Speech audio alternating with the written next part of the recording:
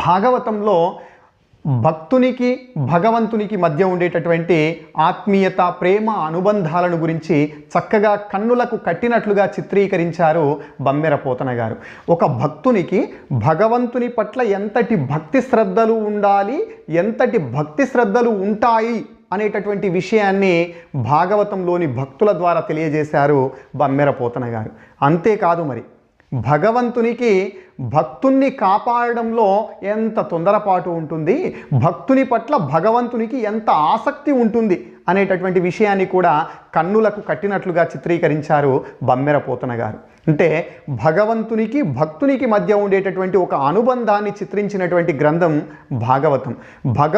ఎలా అంటే తన్ను తాను మరచిపోయి తన్మయత్వంతో భగవంతుణ్ణి స్మరించినటువంటి వారికి నేనున్నాను అనేటటువంటి అండ, నేనున్నాను అనేటటువంటి ధైర్యమే భగవంతుడు. మరి